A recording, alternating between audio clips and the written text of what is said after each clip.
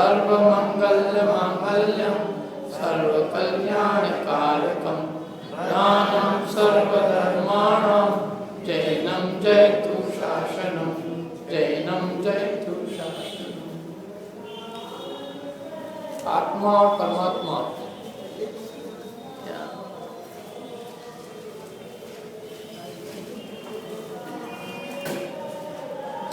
ये चैप्टर अपना चलेगा, आप लोग अपने अपने नोट्स में से निकाल लो। आत्मा परमात्मा निकाल लिया सबने?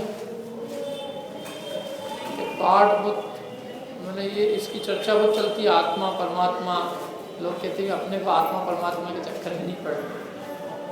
ये आत्मा क्या है, परमात्मा क्या है? आत्मा के स्वरूप को समझे बिना जीव अनादिकाल से संसार में भटक रहा। वो आत्मा है क्या, इसके स्वरूप को हमने आज तक नहीं समझा और भटक रहे हैं। परमात्मा किसे कहते हैं, तो इन सब बातों की चर्चा हम करेंगे। ये जो पाठ है ये योगिंदु देव आचार्य हुए, उनके परमात्म प्रकाश ग्रंथ के आधार से लिखा गया। मैंने इसका आधार योगिंदु देव का परमात्म प्रकाश है। योगिंदु देव की और भी अनेक कृतियाँ हैं, इसमें एक योग सार है। उनकी अपभ्रंश भाषा में रचित ग्रंथ है। अपभ्रंश में संस्कृत और प्राकृत दोनों ही नहीं है। ये अपभ्रंश माने जो भी उस काल की भाषा रही, उस भाषा के ग्रंथ है। उस भाषा के ग्रंथों के आधार पे पाठ लिखा गया। जोगिंदु आचार्य योगिंदु देव, उसका नाम ही परमात्मा प्रकाश, परमात्मा का प्रकाश करने वाला। और उसके अंदर ये तीन भेदों की जो अपन पाठ पढ़ेंगे, सारी चर्चा उसके अंदर आई है। जिसको विस्तार से समझना हो तो परमात्मा प्रकाश पढ़े, योग सार पढ़े। और इन दोनों ग्रंथों पे कुंदकुंदाचार्य देव के ग्रंथों की छाप है। समय सार, प्रवचन सार, नियम सार, मूल जो है द्रव्यानुयोग के मूल ग्रंथ तो वही है। जैसे कर्णानुयोग के मूल षटखंडागम है, ऐसे द्रव्यानुयोग का मूल जो है वो समय सार, प्रवचन सार, नियम सार, पंचास्तिकाय, अस्पौढ़्य। उसमें भी समय सार, प्रवचन सार और पंचास्तिकाय, ये तीन ग्रंथ द्रव्यानुयोग के पिलर है। जितने ग्रंथ लिखे गए इसके बाद में, उन सब पे इन तीन ग्रंथों की छाप है। माने इन तीन ग्रंथों के आधार से परवर्ती आचार्यों ने अनेक ग्रंथ लिखे। क्या ये उसका मूल है? और इसलिए हर बात के ग्रंथ पर इन तीन ग्रंथों की छाप देखने को मिलती है। अब इसमें क्या है, आत्मा परमात्मा क्या है? तो सबसे पहले तो जीव के दो भेद किए हैं। तो ठीक है, ये परमात्मा प्रकाश है।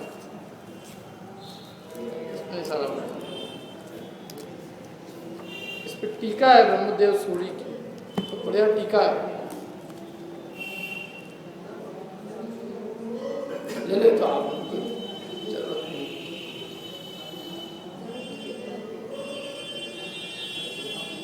जीव के दो भेद किए हैं उन्होंने, भव्य और अभव्य। किसे कहते हैं भव्य और किसे कहते हैं अभव्य? तो ये जो दो भेद की योग्यता के अनुसार की है। जिसमें रत्नत्रय प्रकट करने की योग्यता है उसे भव्य कहते हैं। जिसमें रत्नत्रय प्रकट करने की योग्यता ही ना हो उसे अभव्य कहते हैं। सम्यक दर्शन प्रकट करने की योग्यता जिस जीव में है वो भव्य है, और जिसमें सम्यक दर्शन ही प्रकट करने की योग्यता नहीं है वो जीव अभव्य है। अभव्य जीव का कभी मिथ्या दर्शन छूटता नहीं है। अभव्य जीव कभी भी मिथ्यात्व नहीं छोड़ता। अभव्य जीव हमेशा मिथ्या दृष्टि ही बना रहता है। भव्य जीव होते हैं, उन्हें मिथ्यात्व को छोड़ने की पात्रता होती है। कालांतर में योग्य सामग्री के मिलने पर, काल अवधि का परिपाक होने पर उनको सम्यक की प्राप्ति हो जाती है। हो ही जाए ऐसा नियम नहीं है, लेकिन उनमें ऐसी योग्यता है कि वे रत्नत्रय को प्राप्त कर सकते हैं। में उनमें पात्रता है और अभव्य में पात्रता ही नहीं है। माने योग्य सामग्री भी मिले तो भी अभव्य जीव मोक्ष नहीं जाएगा, और भव्य जीव के तो सामग्री आदि के मिलने पर वो मोक्ष जा सकता है। तो जिसमें रत्नत्रय प्रकट करने की योग्यता है वो भव्य है, नहीं है उसको भव्य। इसके लिए एक उदाहरण देते हैं, जैसे मूंग, तो ऐसा मूंग आता है, उसका नाम क्या है उस मूंग का? कांगड़ू है, कर्रा मूंग। एक ऐसा मूंग होता है जिसको कितने ही सिजाओ वो सींचते ही नहीं,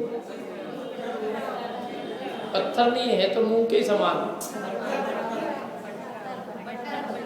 बट्ठर मूंग होता है। बट्ठर है कि बट्ठा क्या है? बट्ठर जो भी मूंग है, मतलब जो मूंग कभी सींचे ही नहीं, कितने ही घंटों से जाते रहे उसको, लेकिन वो मूंग सींचने वाला नहीं। ऐसे ही भव्य, ऐसे ये जीव है कि कभी सींचने वाला नहीं है, संसार समुद्र से निकलने वाला नहीं है, इसमें योग्यता ही ऐसी। सब इसके साथ अन्याय हुआ, अन्याय क्या करे, वो उसकी पात्रता ही ऐसी है, वो जीव अपने मिथ्यात्व को छोड़ने के लिए राजी नहीं, क्या करे? कोई किसी ने बनाया उसको अभव्य, किसने बनाया किसी जीव है? स्वयं में बना बनाया अभव्य है, किसी ने अभव्य बनाया नहीं है और किसी ने भव्य भी नहीं बनाया है। ये जीव स्वयं ही भव्य और अभव्य अपनी पात्रता के अनुसार, अपनी योग्यता अनुसार। जैसे जीव किसने बनाया अपने को? उद्गल किसने बनाया? किसी ने बनाया, बना बनाया तत्व है। ऐसे भव्य भी बना बनाया है और अभव्य भी बना बनाया है। अभव्य कितने जीव, अपन भव्य की अभव्य है? अभव्य तो कोई है ही नहीं, सब भव्य है। भव्य है, हम ऐसे कैसे जानेंगे हम भव्य है? भव्यता का लक्षण क्या, भव्यता का चिन्ह क्या? लक्षण बताया ना उस दिन, लक्षण किसे कहते हैं? लक्षण, लक्षण में चूक नहीं करना। भव्यता का चिन्ह क्या? तो जिसने चैतन्य स्वरूप आत्मा की बात प्रसन्न चित्त से सुनी, गया, जिसने अपने आत्मा की बात प्रसन्न चित्त से एक बार भी सुनी, वो निश्चित रूप से भव्य है। भावी भाजनम भवेत, भावी भाजनम लिखा था। यह चैतन्य जिसने एक बार भी तत्व प्रीति चित्तेन, जिसने एक बार भी प्रीति चित्त से तत्व की बात, अपने आत्मस्वरूप की बात सुनी है, वो निश्चित रूप से भव्य है। इसी की गाथा थी, किसकी थी? कथा नंबर याद है?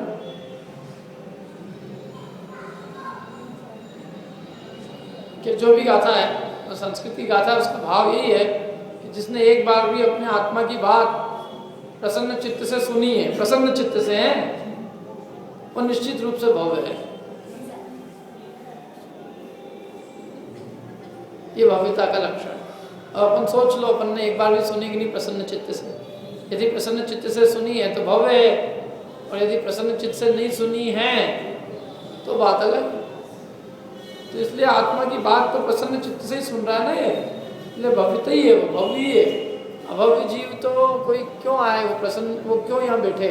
बहुत सारे दुनिया में इस समय काम करने, दुकान पे ही नहीं बैठे, कम से कम एक आध कोई ग्राहक तो पट ही जाएगा। कुछ भी काम करे तो 150 रुपये की इनकम तो हो ही जाएगी क्या? इसमें तो उसको समय की बर्बादी लगे ना।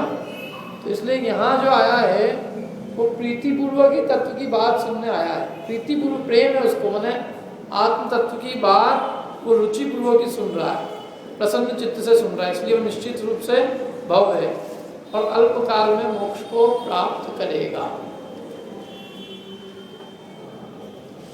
संख्या की अपेक्षा से भी देखो तो अभव्य तो बहुत कम है, भव्य बहुत है। माने अभव्य जो है वो सक्षय अनंत है और भव्य अक्षय अनंत है। सक्षय अनंत और अक्षय अनंत, अनंत को छोड़ दो, भव्य सक्षय और अभव्य अक्षय है। तो अक्षय और सक्षय, अक्षय और सक्षय समझते किसे कहते हैं? अक्षय नाम का नाम भी तो सुना होगा ना, और एक सक्षय, सक्षय नहीं सुना होगा, अक्षय तो सुन लिया सब। सक्षय, क्षय सहित राशि को कहते हैं सक्षय, और अक्षय जिसका कभी क्षय ना हो ऐसी राशि को कहते हैं अक्षय। तो अक्षय बड़ी है कि सक्षय?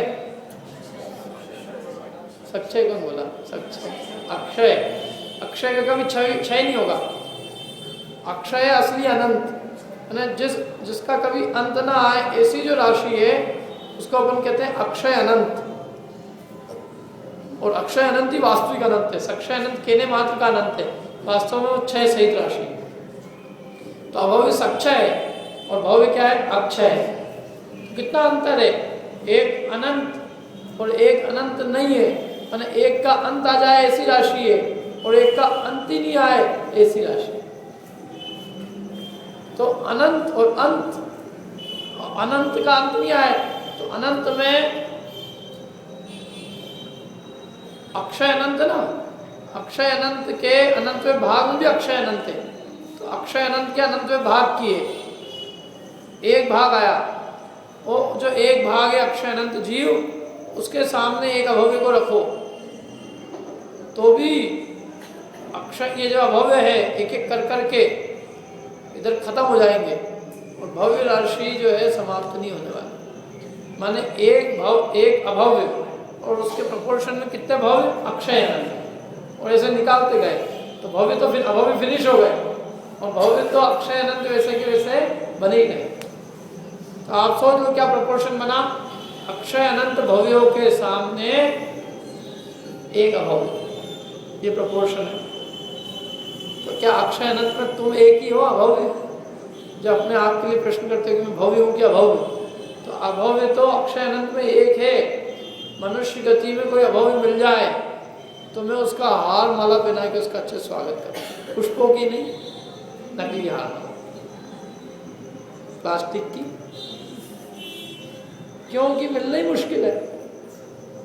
प्रपोर्शन नहीं है ना। अक्षय अनंत जीवों के बीच में एक अभव्य मिलेगा तो यहाँ अक्षय अनंत का है, यहाँ तो गिनती के मनुष्य, तो मनुष्यों के बीच में एक भी मिलना कितना मुश्किल है। सम्यक दृष्टि मिलना आसान है। देश संयमी, मुनिराज, अनंत, मिथ्या दृष्टि तो सब है ही। मैंने ये सब चीजें मिलना तो कितनी आसान है, लेकिन अभव्य मिलना बहुत मुश्किल है। 2 से लेके 13 गुणस्थान 14 गुणस्थान तक के जीव मिलना तो फिर भी आसान है। और क्योंकि पहले गुणस्थान मिलने वाला आसान नहीं, बहुत सारे हैं, वो तो आसान है ही। दूसरे से तीसरे वाले आसान नहीं लगते हैं, इन दूसरे से तीसरे मिलने वाले भी आसान, 13वें तक मिलने वाले भी जीव आसान है, दूसरे से 14वें तक मिलने वाले मनुष्यों में। लेकिन ये जो पहले गुणस्थान में जो मिथ्या दृष्टियों में जो अभव्य है, वो अभव्य मिलना बहुत मुश्किल है। जितने अनंत है उतने अभव्य नहीं है, जितने देश संयमी है, सम्यक दृष्टि है, मुनिराज है, उतने अभव्य नहीं। एक भी मिल जाए, मैं तो कह रहा हूँ, एक भी मनुष्य में एक भी इस समय में अभव्य मिल जाए तो बहुत बड़ी बात है। पंचेंद्र त्रियंचों में एक मिल जाए बहुत बड़ी बात है, देवों में एक मिल जाए बहुत बड़ी बात है, नारकियों में मिल जाए बड़ी बात है। जबकि ये देव नारकी असंख्यात असंख्यात है, मनुष्य तो गिनती की ही, इसलिए अभव्य तो कोई है ही नहीं। संख्या के हिसाब से भी देखो तो अक्षय अनंत भव्यों के बीच में एक अभव्य बैठता है, और अक्षय अनंत भव्यों के बीच में या तो अक्षय अनंत मनुष्य नहीं है। इसलिए अपन अपनी यूँ भी प्रोबेबिलिटी गणित के हिसाब से देखो तो अभव्य होने की प्रोबेबिलिटी लगभग 0 है, नहीं के बराबर है। ठीक है, तो सब भव्य है। अब भव्य होने में भी काम नहीं चलने वाला है। भव्य भी 2 प्रकार के, एक तो निकट भव्य और एक दूरांतुर भव्य। दूरांतुर भव्य मतलब जो कभी मोक्ष जाएंगे ही नहीं, सम्यक दर्शन प्राप्त करेंगे ही नहीं, अभव्य भी प्राप्त नहीं करेंगे, दूरांतुर भव्य भी नहीं करेंगे। तो दोनों में अंतर क्या हुआ? वो भी नहीं करेगा, ये भी नहीं करेगा, है कभी भी नहीं करेगा, कभी ये कभी भी नहीं करेगा, वो भी कभी भी नहीं करेगा। फिर अंतर क्या हुआ? किसमें? दूरांतुर भव्य में योग्यता है, तो योग्यता का परिपाक कभी नहीं होगा, योग्यता का विकास नहीं होगा। और अभव्य में योग्यता ही नहीं। इसके लिए एक उदाहरण दिया, किसका? हाँ, बांझ स्त्री का और विधवा स्त्री का। बांझ स्त्री में पुत्र उत्पन्न करने की योग्यता ही नहीं है। पति है तो भी पुत्र उत्पन्न नहीं कर सकता, योग्यता नहीं। सामग्री होने पर भी योग्यता नहीं होने से पुत्र नहीं होता। और विधवा के योग्यता तो है लेकिन सामग्री नहीं है। पति मर गया तो उसके पुत्र नहीं होगा, पुत्र दोनों के नहीं होगा, लेकिन दोनों के नहीं होने का कारण अलग अलग है। एक में योग्यता नहीं है और एक के तत्संबंधी सामग्री नहीं है। ऐसे दूरांतुर अभव्य में तो योग्यता ही नहीं है। चाहे सच्चे देवशास्त्र गुरु का भी समागम मिल जाए, अरे वो स्वयं ही मुनि बन जाए और 9वें ग्रह तक चले जाए, 11 अंग का पाठी हो जाए, कठोर से कठोर आचरण पालन कर ले, 9वें ग्रह तक कौन जाए? बिना छल कपट के करे, बिना ख्याति लाभ पूजा के करे तो जाए वो 9वें ग्रह। अंतरंग में कोई ख्याति का अभिप्राय नहीं है, किसी विषय भोग के लालच से नहीं करता तो भी उसके मिथ्यात्व नहीं जाता। अभविकता कर लेता है, 11 अंक का स्वाध्याय, चारित्र में उत्कृष्ट चारित्र, 9वें ग्रह तक जाने का आचरण, ऐसा कार्य करने के बाद भी मिथ्यात्व विपरीत मान्यता नहीं छोड़ता। कौन? अभव्य जीव।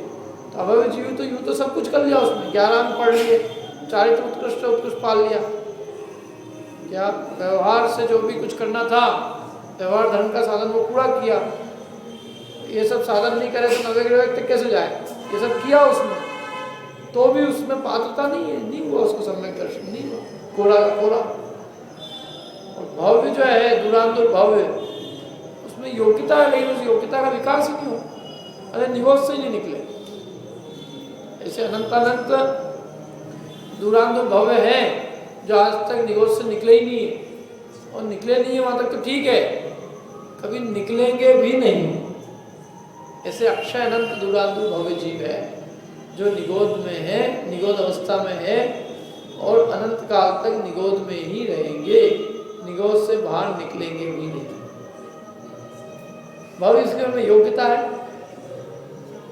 योग्यता है मोक्ष जाने की, योग्यता का विकास नहीं हो रहा है।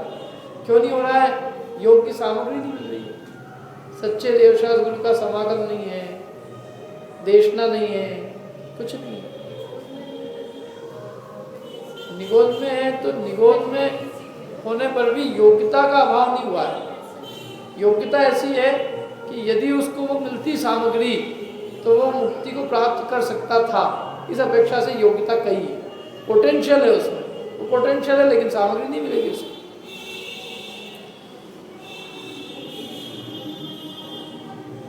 जैसे कई लोग हैं भाई, इसमें पोटेंशियल तो बहुत है पढ़ने का, लेकिन पढ़ ही नहीं पाएगा, क्यों? पैसा नहीं।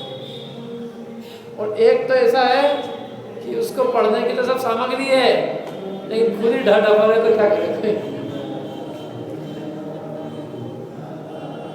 दोनों में अंतर है, एक योग्यता ही नहीं होना और एक योग्यता तो होना लेकिन सामग्री नहीं।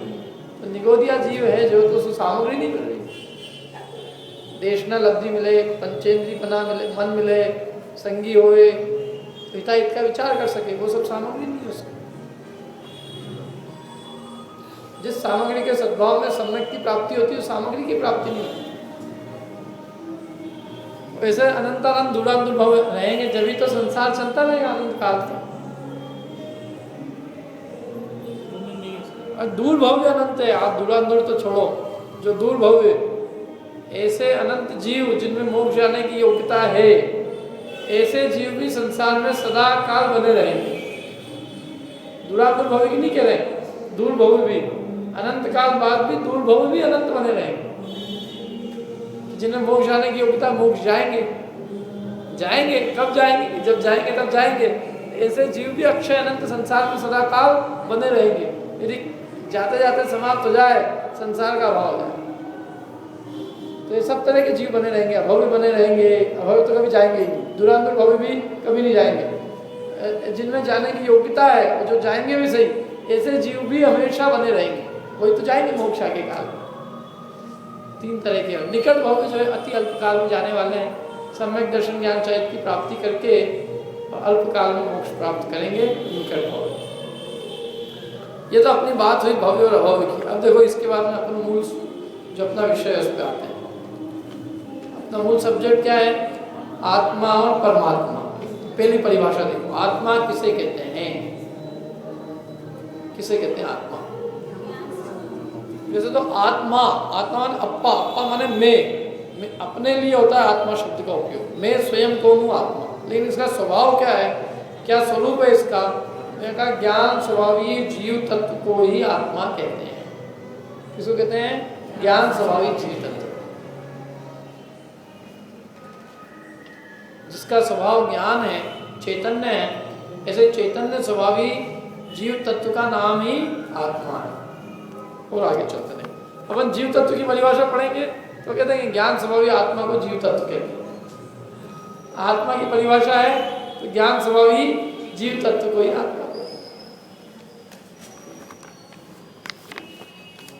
आगे चलो, अब देखो इस आत्मा के कितने भेद हैं। वैसे तो आत्मा एक रूप है, जो निरोध में है वही अपनी अवस्था में, और वही अवस्था में वही सिद्ध की अवस्था में। माने जो आत्मा निरोध में है वही मोक्ष में है कि अलग अलग है आत्मा?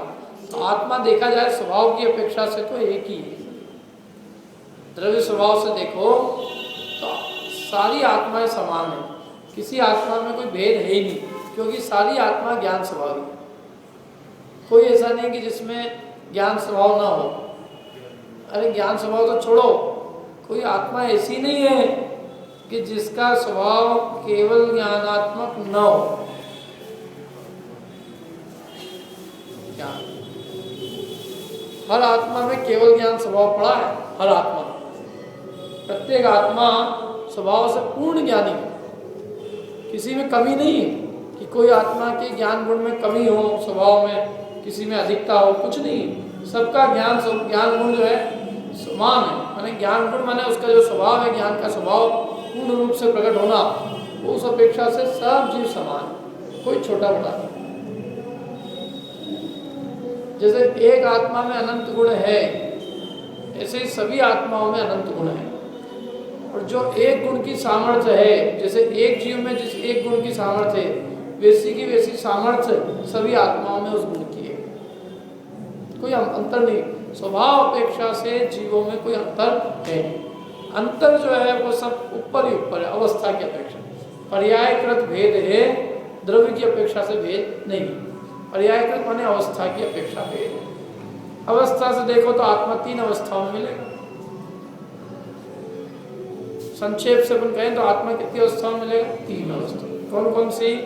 बहिरात्मा, अंतरात्मा। ये संक्षेप रुचि वाले शिष्यों के लिए। थोड़ा यदि अपन इसको और विस्तार करें मध्यम रुचि शिष्यों के लिए, तो आत्मा अवस्था की अपेक्षा से 14 प्रकार का मिल सकता है। और 14 के अलावा एक अवस्था और मिल सकती है, 15 अवस्था। कौन सी 15 अवस्था? 14 तो गुणस्थान और एक गुणस्थानातीत सिद्ध भगवान, ये भी अवस्थाओं की अपेक्षा भेद है। मिथ्या दृष्टि अवस्था है, सब पर्यायकृत भेद है ना। मिथ्या, सासारण, मिश्र, अविरत, सम्यक, देश विरत, प्रमत्त विरत, अप्रमत्त विरत, ये 14 गुणस्थान है। ये 14 गुणस्थान जीव की पर्याय की अपेक्षा से भेद है। यानी जीव को अवस्था से देखें तो जीव संसार अवस्था में इन 14 में से किसी न किसी एक अवस्था में मिलेगा। और यदि यूँ देखें तो जीव किन्हीं 2 अवस्थाओं में मिलेगा, एक संसार अवस्था में या मुक्त अवस्था में। और फिर संसार में देखो तो 14 में से किसी न किसी एक अवस्था में, जैसे 14 वो और एक ही 15 अवस्था में। संसार अवस्था की अपेक्षा 14। अनंत को भी अपन किसी अपेक्षा संसारी माने तो 14 ये, और मुक्त जीव सिद्ध भगवान। और अपेक्षा से और अपन लंबा जाए तो एक मिथ्यात्व गुणस्थान के असंख्यात लोक प्रमाण भेद हो सकते हैं। तो उस अपेक्षा से देखें तो असंख्यात प्रकार के जीव दिख सकते हैं, सबके परिणाम अलग अलग है। मिथ्यात्वीय गुणस्थान, एक मिथ्यात्व गुणस्थान में तो कितनी वैरायटी है। एक तीव्र मिथ्यात्वी और एक सम्यक के सन्मुख मिथ्या दृष्टि, दोनों में अंतर है कि नहीं है? कि एक सरीका है, एक सम्यक के सन्मुख है और एक सम्यक की कोई सन्मुख नहीं, महामिथ्या दृष्टि, घोर मिथ्या दृष्टि। तो मिथ्यात्व दोनों में, लेकिन फिर भी मिथ्या के अंदर होने पर भी अंतर है। जैसे मिथ्या दृष्टि गुणस्थान के असंख्यात लोक प्रमाण भेद कर सकते हैं, असंख्यात असंख्यात सासाराम के अनेक भेद कर सकते हैं, देश विगत के, अप्रवत सिंह मिश्र के, अविरत समय ने हर एक गुणस्थान के और अनेकों भेद किए जा सकते हैं। तो इसलिए यूँ विस्तार करो तो जीव को अपन अवस्थाओं से देखो, असंख्यात असंख्यात भेद कर सकते हैं। अभी अपन यही देखे ना कितने भेद कर सकते हैं आप, ज्ञान की अपेक्षा से, दर्शन की अपेक्षा से, चारित्र की अपेक्षा से, श्रद्धा की अपेक्षा से, वीर की अपेक्षा से, पर्याय की अपेक्षा से, गति की अपेक्षा, इंद्रिय का योग, ये सब भेद करने के लिए बहुत अवस्था है। लेकिन यहाँ तो अध्यात्म में 3 मुख्य अवस्थाओं को गिना है। किन किन को? बहिरात्मा, अंतरात्मा और परमात्मा। बस ये अपन एकदम संक्षेप रुचि वालों के लिए पढ़ रहे हैं। न 14 गुणस्थान अपने को सीखना है समझ लो, और न अपने को असंख्यात लोक प्रमाण सीखना है। अपने को तो बहुत सरल सीधी भाषा में सीखना है। तो सरल सीधी भाषा में कहा कि आत्मा 3 प्रकार का मिलेगा। 3 अवस्थाओं के अलावा आत्मा की कोई अवस्था नहीं।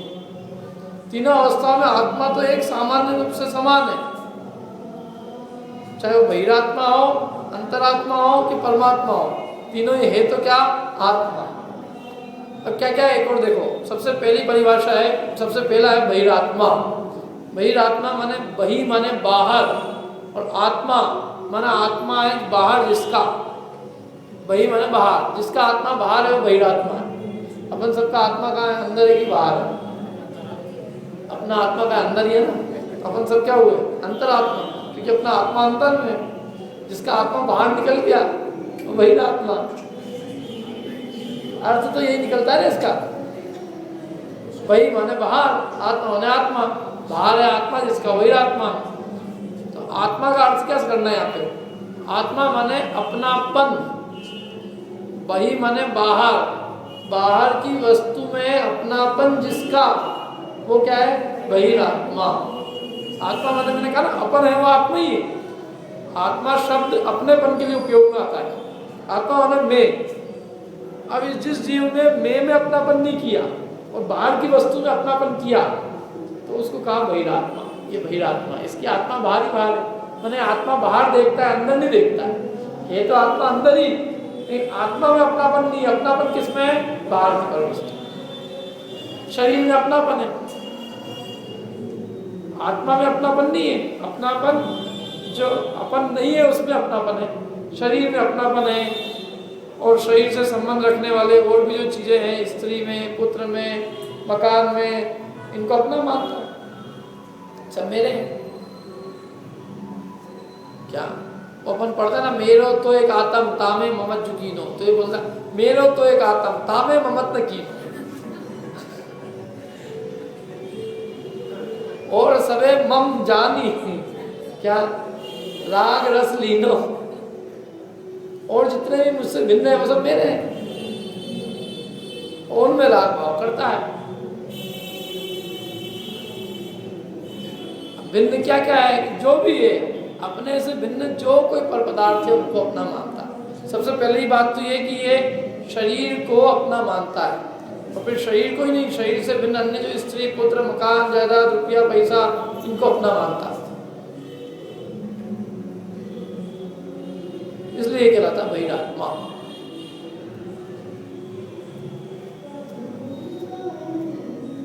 अथवा तीसरी बात कही कि शरीर और आत्मा को एक मानता है, अलग अलग नहीं मानता। देखो पहले तो क्या कहा? शरीर है सोई मैं हूं। पहली बात मैंने शरीर में एकत्व बुद्धि करता है, शरीर है सोई मैं हूं। फिर थोड़ा इसको समझाओ कि नहीं, है 2 चीजें हैं, शरीर है और एक आत्मा है। तो कहता ठीक है, शरीर मैं नहीं हूं, मेरा तो है। तो वो कहते हैं कि यहाँ से नहीं हटा, तो यहाँ से संबंध जोड़ लिया। संबंध तो बना रहा, परद्रव्य से संबंध बना रहा, बहिरात्मा है। न शरीर में हूं और न शरीर मेरा है, तो अंतरात्मा होएगा। और जब तक ये मानता रहेगा कि ये शरीर ही मैं हूँ, शरीर आत्मा को एक ही माने, मैं हूँ सो शरीर, शरीर सो मैं हूँ, अलग अलग तो ही नहीं। अथवा शरीर में अपनेपन की बुद्धि है, मेरा है, अथवा स्त्री, पुत्र, मकान, जायदाद, रुपये, पैसे में मेरेपन की बुद्धि की, ये सब मेरे हैं। ये जो एकत्व ममत्व की बुद्धि है, इसका नाम है बहिरात्मपना। देखो दिया ना अपन ने यहाँ पे। बाह्य पदार्थ चेतन स्त्री पुत्र आदि और अचेतन मकान गाड़ी आदि, इनको, और जो स्थूल शरीर है अपना, औदारिक शरीर, तेजस शरीर, कारमान शरीर, तो इसमें स्थूल शरीर तो औदारिक शरीर, तेजस कारमान तो दिखता नहीं, इनको क्या मानता है कि ये मेरा है। अथवा इसमें लिया कि जो अपने विभाव पर्याय रागादि भाव, जो उद्गल के निमित्त से होने वाले भाव हैं, रागादि भाव, उनको जो ये मानता है कि ये मेरे हैं, तो हुए उद्गल के निमित्त से, और मानता क्या है, मेरे हैं, माने औपाधिक भाव है, कर्म की उपाधि से हुए, और कर्म की उपाधि से हुए भाव नहीं मानता, उनको अपने किए हुए मानता है। तो इसको क्या कहते हैं, मिथ्या दृष्टि। भाव अपने नहीं है, भाव तो कर्मकृत उपाधि के भाव, कर्म के निमित्त से हुए, जो कर्म के निमित्त से हुए उनको अपन कहते हैं पौद्गलिक के, ऊपर के, जिसके निमित्त से हुए वो उसके, अपने नहीं है। और जो उनको अपना माने तो कहते हैं मिथ्या दृष्टि, बहिरात्मा। क्या माने, शरीर को अपना माने तो बहिरात्मा है ही। अरे कर्म के निमित्त से हुए रागादि भाव में जो अपनापन करे वो भी बहिरात्मा है, क्योंकि कर्म के निमित्त से हुए रागादि भाव कर्म के हैं, अपने नहीं। उसका मालिक कौन, कर्म। कर्म नहीं होंगे तो नहीं होंगे अपने, इसलिए उसका स्वामी तो कर्म ही ठहरा ना। अपने स्वभाव से होते हैं तो बिना कर्म के भी होते क्या, लेकिन बिना कर्म के नहीं होते। इससे जाना जाता है कि अपने स्वभाव नहीं है, इसमें अपनापन करने जैसा नहीं है, ये विभाव भाव है। स्वभाव तो ज्ञान दर्शन रूप है, तो ज्ञान दर्शन में अपनापन करे वो अंतरात्मा, वो ज्ञान दर्शन को छोड़कर रागादि भाव में अथवा स्त्री पुत्र मकान जायदाद रुपया पैसे में या शरीर में अपनापन करे, वो मिथ्या दृष्टि बहिरात्मा है। समझ आया। यहाँ तो अपन ने एक औदारिक शरीर को लिया कि दो शरीर और ले ला, तेजस कारमान, भले शास्त्र के आधार से जाने, कर्म कर्म मैंने बांधे, कर्मों से बंधा हुआ, कर्म शरीर भी मेरा, तेजस शरीर भी मेरा, जैसे कारमान शरीर में तेजस शरीर में भी अपनापन करे, वो मिथ्या दृष्टि है। लेकिन वो तो कौन करेगा, वो तो वो करेगा जो शास्त्र में जिसने तेजस कारमान शरीर पढ़ा होगा। अभी तो यही नहीं पता है तेजस कारमान शरीर होता कौन सा, ये जो दिख रहा है उसी की बात करो अपन। तो इस शरीर में जो अपनापन करे वो मिथ्या दृष्टि। देखो यहाँ पे दो प्रकार की बुद्धि कही, बहिरात्मा की दो प्रकार की बुद्धि है। कौन कौन सी, एकत्व और ममत्व। ये काहे में करता है वो, पर में। एकत्व बुद्धि माने पर है सोई मैं हूँ, और ममत्व माने पर मैं तो नहीं हूँ, लेकिन मम माने मेरा है। वैसे दो तीन बुद्धि और होती है उसकी, क्या, एकत्व, ममत्व, तीसरी कर्तृत्व, पर का मैं कुछ कर सकता हूँ, चौथी पर को मैं भोग सकता हूँ। ये भी सीमित, चारों प्रकार की मिथ्या बुद्धि होती है उसकी, एकत्व, ममत्व, कर्तृत्व, भोक्तृत्व। जबकि होनी चाहिए केवल एक, मैं केवल उसको जान सकता हूँ, बाकी और कुछ नहीं कर सकता है। चौथी भोक्तृत्व, भोक्तृत्व, भोक्तृत्व माने भोग सकता हूँ, भोग। एकत्व एक पना, ममत्व मेरा पना, कर्तृत्व माने कर्ता पना, भोक्तृत्व माने भोक्ता पना। मैं भोग सकता हूँ पर को, मैं पर को कुछ कर सकता हूँ, ये पर मेरा है, और पर है स्वयं मैं हूँ। ये चार प्रकार की ऐसा लगता है कि बाहरी आत्मा टोटल मिथ्या दृष्टि है, मिथ्या दृष्टि। हाँ, अंतरात्मा सम्यक दृष्टियाँ। बहिरात्मा के नाम दिए ना यहाँ पे, देखो आगे बहिरात्मा के चार नाम दिए, चार ही क्या, अपन अनेक नाम दे सकते हैं।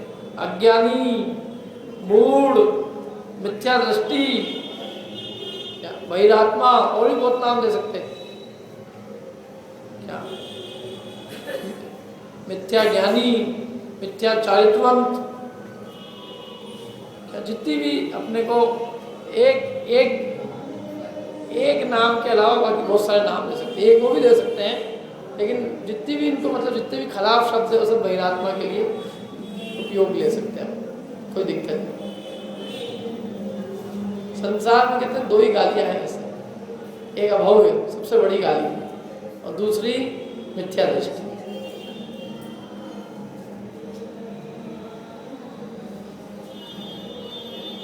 दो से बढ़ के कोई गाली नहीं है, बाकी और कोई कुछ भी कहे कोई बात नहीं, पागल हो कोई बात नहीं। जैसे पागल का अर्थ तो बहुत अच्छा होता है, पापों को गलाए उसका नाम पागल।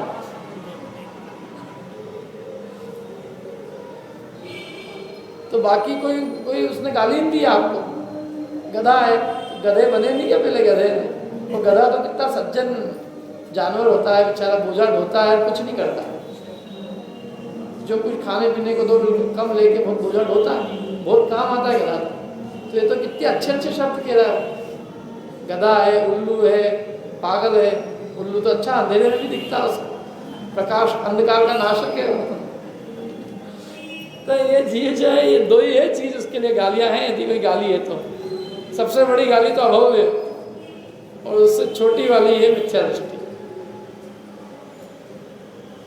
क्या? तो ये सब मिथ्या दृष्टि के ही है।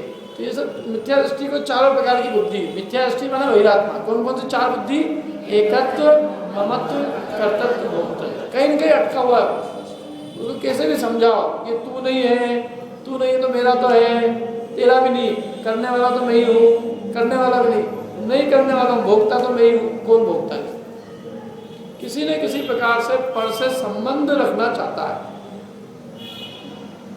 और कहते हैं सारे पर द्रव्य से समस्त संबंध के निषेध का नाम अंतरात्मा बना है। नास्ति सर्वोपि संबंध पर द्रव्य आत्म तत्वयो। नास्ति सर्वोपि संबंध माने किसी प्रकार का कोई संबंध नहीं है। पर द्रव्य आत्म तत्वयो, पर द्रव्य में और आत्मा में किसी प्रकार का कोई संबंध नहीं है। संबंध स्थापित करना तो मिथ्या दृष्टि बना। चाहे कोई भी संबंध स्थापित करो, मैं पर का कर सकता हूँ, कर सकते हो, मिथ्या दृष्टि। क्योंकि दो द्रव्यों के बीच वज्र की दीवार है, वो उसका कुछ कर सकता नहीं। क्या कर सकता है फिर? ज्ञाता दे सकता है। पर द्रव्य को जानने का सामर्थ्य तो है, ये ज्ञायक संबंध तो फिर भी है, वो भी कहने का है। वास्तव में तो वो अपने ज्ञान को ही जानता है, लेकिन फिर भी यदि संबंध रखना ही है तो पर द्रव्य के साथ ये ज्ञायक संबंध तो है, बाकी कोई संबंध नहीं है। ये है पर द्रव्य और ये ज्ञाता है, ये संबंध है। हम उसका कुछ कर दें, हम उसको भोग लें, वो हमारा हो जाए, हम उसके हो जाए, ये संभव ही नहीं। क्योंकि दोनों के बीच में एकदम वज्र की दीवार है, उसका तुम्हारा कोई संबंध नहीं। तुम अपने हो, अपना तुम्हारा आत्मा ही तुम्हारा हो सकता है। तुम अपने आत्मा के कर्ता हो और भोगते भी तुम अपने आत्मा को ही। आत्मा से भिन्न किसी पर पदार्थ को न तो भोगा है, न कुछ किया है पर पदार्थ का, न हुआ है, और न पर पदार्थ को तुम हो सकते हो। इसलिए ये मानना अज्ञान है। अब दूसरा देखो, दूसरा कौन है? अंतरात्मा। बहिरात्मा का तो बहुत दे दिया आपने। बहिरात्मा कौन सा गुणस्थान वाला है? पहला, नंबर 1। जैसे दूसरे वाले को भी बहिरात्मी कहा जाता है। पहला और दूसरा गुणस्थान बहिरात्मा का। पहले गुणस्थान का नाम है मिथ्या दृष्टि, मिथ्यात्व। और दूसरा सासादन। सासादन क्या नाम है? सासादन। स प्लस आसादन इसी करके सासादन। आसादन माने विराधना, स माने सहित। और विराधना सहित जो जीव है वो सासादन है। किसकी विराधना? सम्यक्त की है। सम्यक्त की विराधना जिसने, वो कहलाता है सासादन, सम्यक्ति जीव। सम्यक्त की विराधना सहित सासादन सम्यक्त। सम्यक्त की है आसाधना, स प्लस आसादन प्लस सम्यक्त। तो सम्यक्त की आसाधना माने विराधना, सम्यक्त की विराधना सहित जो जीव है वो कौन है? सासादन सम्यक दृष्टि, दूसरे गुणस्थान पर। उसने भी सम्यक की विराधना की, अभी मिथ्यात्व में आया नहीं, सम्यक की विराधना की। इस अपेक्षा से हमने सोचा बहिरात्मा। चौथे से अंतरात्मा लागू संज्ञा लागू पड़ती है, चौथे गुणस्थान से। चौथे गुणस्थान का नाम है अविरत सम्यक दृष्टि। और वहां से ऊपर के जितने भी गुणस्थान बढ़ती है वो सब सम्यक दृष्टि। सब क्या कहलाएंगे? कम से कम अंतरात्मा। और ऊपर जाएंगे तो परमात्मा। ऐसा है। और अंतरात्मा किसे कहते हैं? अंत आत्मा। अंत माने जिनका आत्मा अंदर है, वो अंतरात्मा है। तो आत्मा किसका अंदर है? सबका ही अंदर है, सभी अंतरात्मा हुआ है सब अपेक्षा से। अंत आत्मा, आत्मा का अर्थ क्या बताया था? हैं? अभी भूल गए, अभी कभी। आत्मा माने अपनापन, अंत माने अपने में, अपने में अपनापन जिसका, वो अंतरात्मा है। कितनी सरल सीधी बात है। जो अपन नहीं है उसमें अपनापन बहिरात्मा, बाहर में अपनापन बहिरात्मा, अपने में अपनापन अंतरात्मा। क्या करना चाहिए? बाहर में अपनापन करना चाहिए। डंडे पड़े तो कुछ नहीं होगा, पर वस्तु में अपनापन करोगे तो क्या मिलेगा? पर के मकान को मेरा है, क्या होएगा? इसका संसार जेल में पड़ गए और क्या होगा? जैसे पर वस्तु को अपना मानेंगे, पर वस्तु में अपनापन करेंगे तो कर्मों की जंजीर पड़ेगी, संसार रूपी जेल में सड़ते रहेंगे, शरीर रूपी कारागृह में पड़े रहेंगे और क्या होगा? ये अपराध है ना, ये पर वस्तु को तुमने अपना माना, ये अपराध, इससे बड़ा अपराध और कोई नहीं। ये जीव को क्या है? देखने को मिले परद्रव्य, देख जान, लेकिन ये देखते जानने तक ही सीमित नहीं रहता, इसकी तो जहाँ नजर पहुंच जाती है ये उसका मालिक बनना चाहता है। डाकू वहाँ डाकू है, जिस जिस परद्रव्य को जानता है उस परद्रव्य का स्वामी बनना चाहता है।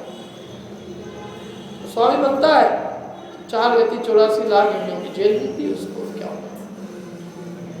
भाई अपने में अपनापन करो ना, क्या दिक्कत है? जो तुम हो उसमें अपनापन करो, जो तुम नहीं हो उसमें अपनापन छोड़ो।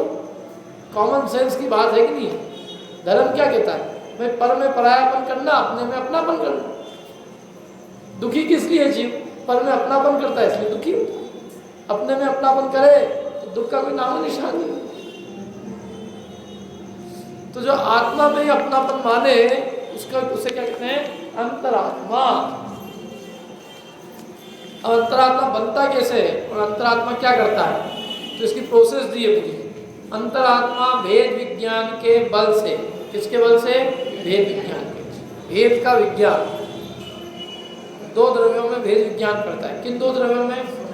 स्व में और पर में, शरीर में, मतलब पुद्गल में और आत्मा में, जीव में। जीव और पुद्गल में भेद विज्ञान। मैं कौन हूँ, पर कौन है? मैं चैतन्य जीव तत्व हूँ और शरीर पुद्गल द्रव्य है। इन दोनों में भेद विज्ञान के बल से आत्मा को देह आदि पर द्रव्यों से भिन्न कैसा अनुभव करता है? ज्ञान और आनंद स्वभावी। जो ऐसा अपने आत्मा को मानता है, जानता है और अनुभव करता है, वो है अंतरात्मा। और जो अपने आत्मा को ऐसा नहीं मानता, वो अंतरात्मा। कैसा मानता है? अंतरात्मा क्यों कैसा मानता है? देखो, अपने आत्मा को ज्ञानानंद स्वभावी मानता है। ज्ञानानंद स्वभावी मानता है किसके बल से? भेद विज्ञान के बल से। भेद विज्ञान के बल से शरीर आदि परद्रव्यों से भिन्न अपने आत्मा को ज्ञानानंद स्वभावी जानता, मानता और अनुभव करता है। इससे वो अंतरात्मा कहा जाता है। बड़ा समझ में? तीनों चीज आ गई इसमें, जानना, मानना और अनुभव करना। कौन सी 3 चीज आ गई? अरे जानना, मानना, अनुभव करना नहीं आया कौन सी 3 चीज आई है? दर्शन ज्ञान चाहिए। जानना, ज्ञान और मानना, श्रद्धान, दर्शन और अनुभव करना चाहे। तो सम्यक दर्शन है, सम्यक ज्ञान है, उसके सम्यक चाहिए किसके? अंतरात्मा। क्योंकि वो न केवल अपने आत्मा को ज्ञानानंद स्वभावी जानता है, वैसे ही मानता भी है और वैसे ही अपने को अनुभव करता है। सदा काल परद्रव्यों से भिन्न अपने को ऐसा मानता है, तो इससे वो अंतरात्मा है। अभी अंतरात्मा के नाम दिए, ज्ञानी, सम्यक दृष्टि, अंतरात्मा, और भी नाम दे सकते हैं। वेद विज्ञानी, मोक्षगामी, लघुनंदन, जिन, सब नाम दिए जिनवाणी, सब अंतरात्मा के नाम है। अंतरात्मा कौन से स्थान से? चौथे से। वो कहाँ तक है? 12वें तक। अपने जितने भी परमेष्टि है, 5 परमेष्टि, इनमें से कितने परमेष्टि अंतरात्मा है? 3 अंतरात्मा। 5 नहीं है, 2 परमात्मा है। अभी परमात्मा भी है, बचा हुआ है उसका। 3 अंतरात्मा है। और कितने बहिरात्मा है? एक भी नहीं है बहिरात्मा। बहिरात्मा होते तो उनकी पूजा क्यों करते हैं? क्या सब अंतरात्मा के भेद है वो। अब देखो अंतरात्मा के 3 भेद किए यहाँ पे, कौन कौन से? उत्तम, मध्यम, जघन। उत्तम, मध्यम, जघन त्रिविध के अंतर आत्म ज्ञानी 3 प्रकार के।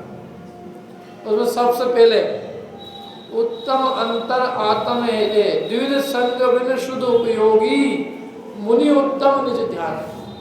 द्विविध संग बिन, द्विविध माने 2 प्रकार के, संग माने परिग्रह, 2 प्रकार के परिग्रह से रहित मुनि उत्तम निज ध्यान। उत्तम ध्यान माने शुद्धोपयोग, शुक्ल ध्यान। तो जो ऐसे शुद्धोपयोग में लीन है, ऐसे जो मुनिराज है वो उत्तम अंतरात्मा। कैसे मुनिराज? जो कि 2 प्रकार के परिग्रह से रहित और शुद्धोपयोग में लीन, छपक श्रेणी पर जिन्होंने आरोहण किया है, और छपक श्रेणी के आरोहण करने के अंदर मतलब अनंत बनने के जस्ट पहले की अवस्था, मतलब नियम से अंतर मुहूर्त में अनंत बनने वाले, अभी अनंत बने नहीं है। परमात्मा बनने के अंतर मुहूर्त पहले की जो पूर्ण वीतराग रूप अवस्था है, केवल ज्ञान नहीं हुआ लेकिन वीतरागता पूर्ण हो गई, इस अवस्था का नाम है उत्तम अंतरात्मा रूप अवस्था। समझ आया? उत्तम अंतरात्मा कौन रहेगा? जो परमात्मा बनने वाला होगा। तो जो परमात्मा बनने वाला है अंतर मुहूर्त में नियम से, गारंटी से, उसको क्या कहा है? उत्तम अंतरात्मा। 12वां 12th 13वें से परमात्मा चालू हो जाएंगे। 12वें गुणस्थान तक जीव की अंतरात्मा संज्ञा है। चौथे से 12वें तक क्या संज्ञा है? अंतरात्मा। चौथे वाला जगन अंतरात्मा, 12वें वाले उत्तम अंतरात्मा, और 5 से 11 मध्यम अंतरात्मा। समझ में आ रही है? गुणस्थान समझे भी ना समझ में आ रही है? अभी क्या इसमें 6 से लगा के 12 तक गुणस्थान जो है मुनिराज के होते हैं, और मुनिराज में भी 6ठे 7वें गुणस्थान तो मुनिराज जो है सतत झूलते रहते हैं, और 8वें से श्रेणी का गुणस्थान प्रारंभ हो जाता है। तो 8वें में भी कौन सी श्रेणी लेनी है? 2 प्रकार की श्रेणी, उपशम और छपक। तो छपक श्रेणी वाले जो नियम से अनंत बने, ऐसी श्रेणी पे जिसने आरोहण किया। तो 8वां, 9वां, 10वां और 12वें गुणस्थान में जो स्थित है, जो जीव 12वें गुणस्थान में होता है वो पूर्ण वीतरागी हो जाता है। वीतरागता में अनंत भगवान की अपेक्षा कोई कमी नहीं रहती। जैसे अनंत भगवान पूर्ण वीतरागी है, वैसे ही वीतरागी 12वां गुणस्थान वर्ती भी है। अंतर क्या है? फिर ये केवल ज्ञानी है और ये अल्पज्ञ। बाकी वीतरागता की अपेक्षा अंतर नहीं, क्योंकि मोनिकन का अभाव 10वें में हो गया, तो मोह के अभाव से पूर्ण वीतरागता प्रकट हो गई। हाँ, ज्ञानावरण दर्शनावरण अंतराय का अभाव नहीं हुआ, तो उसके कारण अनंत ज्ञान, अनंत दर्शन, अनंत वीर प्रकट नहीं हुआ, लेकिन जो है सुख पूर्ण प्रकट हो गया। तो पूर्ण सुखी है, पूर्ण वीतरागी है, ऐसी जो अवस्था है 12वें गुणस्थानवर्ती मुनिराज की, उनको हम कहते हैं उत्तम अंतरात्मा। और वो नियम से वो जीव अंतर मुहूर्त बाद परमात्मा बनेगा। ये नियम है। जीव सबसे पहले सर्वज्ञ बनने के पहले वीतरागी बनता है। वीतरागी अंतर मुहूर्त तक रहता है, तब वो सर्वज्ञ बनता है। समझ लो उसके वीतरागता मतलब वो उसकी उतने काल तक की घड़ी है कि जो जीव इतने काल तक वीतरागी रहेगा उसी के सर्वज्ञता प्रकट होगी। इतने काल तक वीतरागी नहीं है, नीचे फिसल गया, अभी सर्वज्ञता नहीं आएगी। 11वें तक 12वें में जो आ गया तो छपक श्रेणी एक्चुअल में क्या है? श्रेणी 2 प्रकार की होती है, उपशम छपक।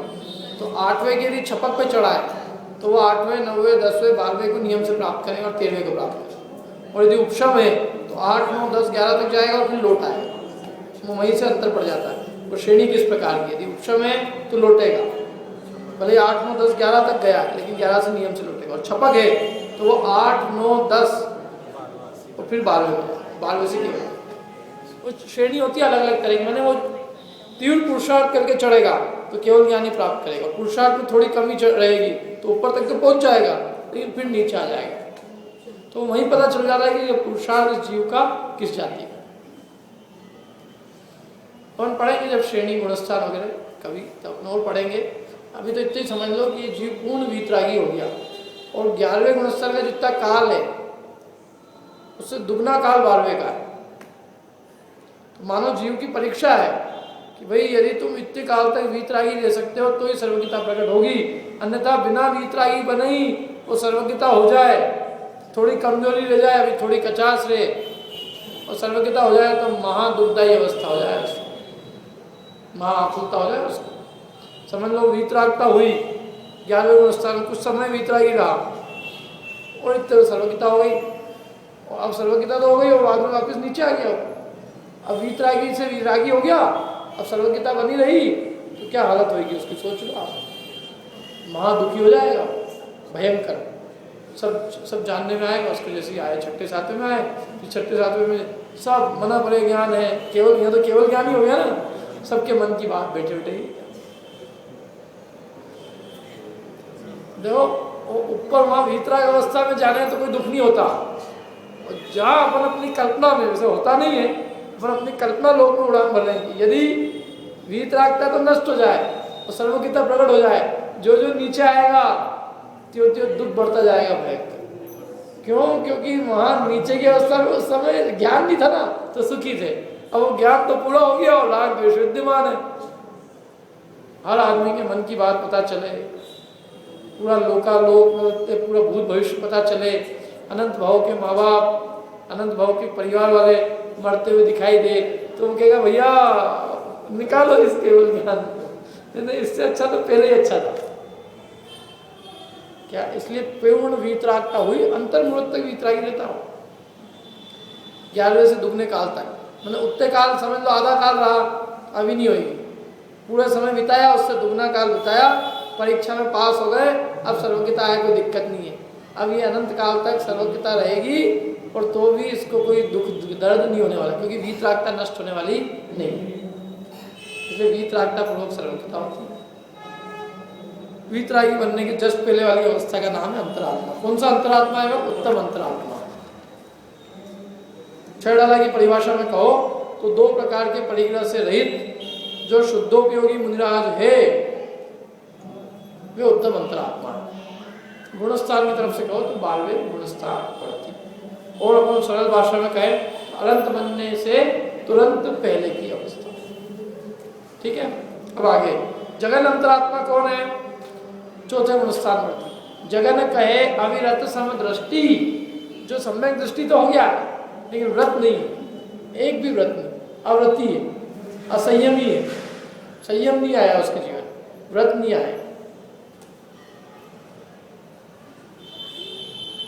क्या मतलब व्रत अंगीकार तो करना चाहता है लेकिन अभी ऐसी पात्रता अपने में नहीं देखता है। संयम अंगीकार करने, संयम धारण करने की चटापटी है लेकिन संयम धारण नहीं कर पाता। संयम धर न सके पे उड़ संयम की नित चटाचटी।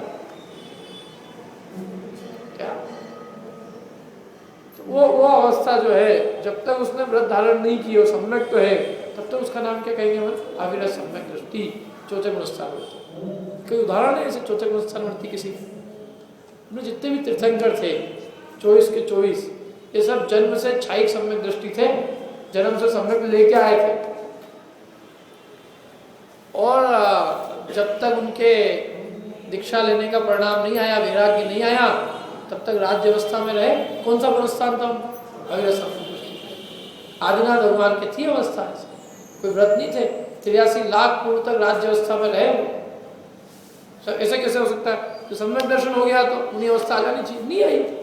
उन्होंने देखा कि हमारा जब तक चारित्र मोहनी इतना शिथिल नहीं हुआ है, मैंने अंतरंग में इतने रागादि परिणाम शिथिल नहीं हुए, तो जानते हुए भी, जानते रहे सब वस्तु स्वरूप, तो भी मुनि दशा अंगीकार नहीं करी।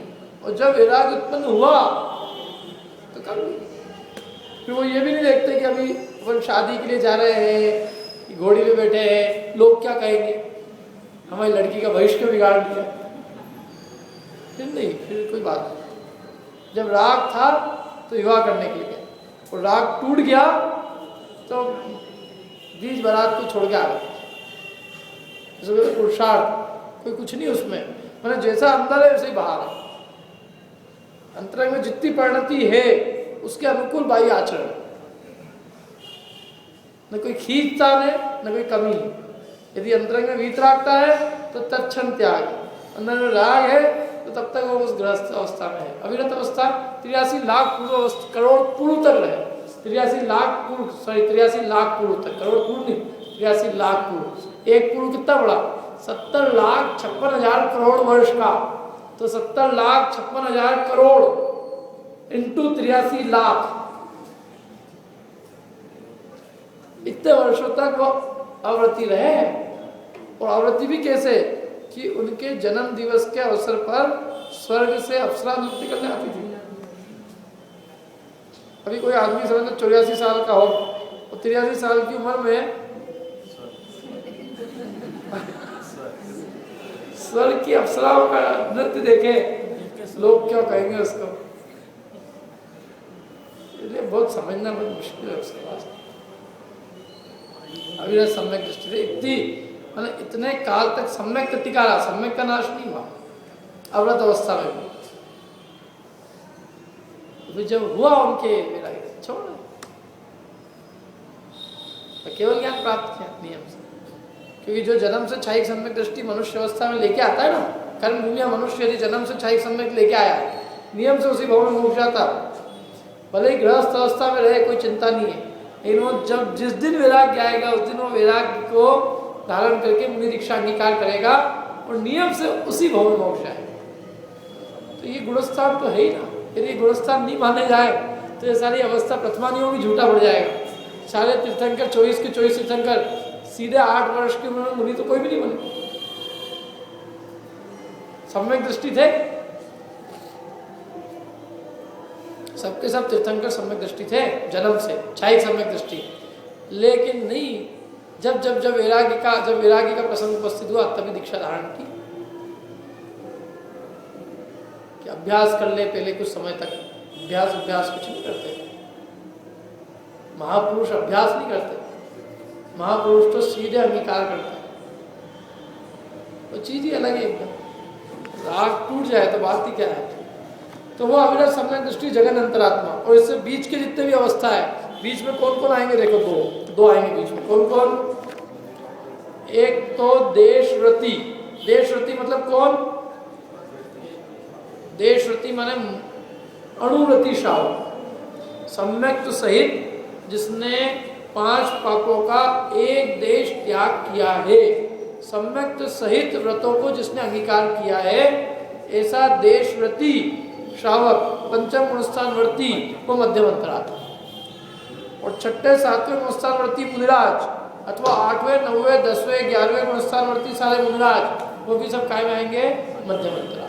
ठीक है, तो दोनों आ गए। कौन कौन आए? तो श्रावक। कौन सा श्रावक? देशरति श्रावक। देशरति मैंने सम्यक सहित, उसी को कहेंगे खैर, सम्यक सहित जिसने 2 कषाय चौकड़ी का अभाव किया है, जिसके 2 कषाय चौकड़ी नष्ट हो चुकी है, इतना राग नष्ट हो चुका है कि उसने 5 पापों का एक देश त्याग किया। सम्यक तो भी है और साथ में 2 कषाय चौकड़ी का अभाव, अनंतानुबंधी का भी और अप्रत्यय का। और बाह्य में उसने अणुव्रत आदि को अंगीकार किया। पूर्ण महाव्रत नहीं है, अणुव्रत है। इस दशा का नाम क्या है? पंचम गुणस्थान। तो 5वां गुणस्थान और 6ठे 7वें गुणस्थान में जहाँ की 3 कषाय चौकड़ी का अभाव है, महाव्रत अंगीकार किए, लेकिन अभी किसी श्रेणी पे आरोहण नहीं किया। और फिर 8, 9, 10, 11 जहाँ श्रेणी आदि पे आरोहण किया है वो सब काय में जाएंगे? मध्यम अंतरात्मा। बाकी अपन अगली बार पढ़ेंगे परमात्मा किसे कहते हैं। पढ़ के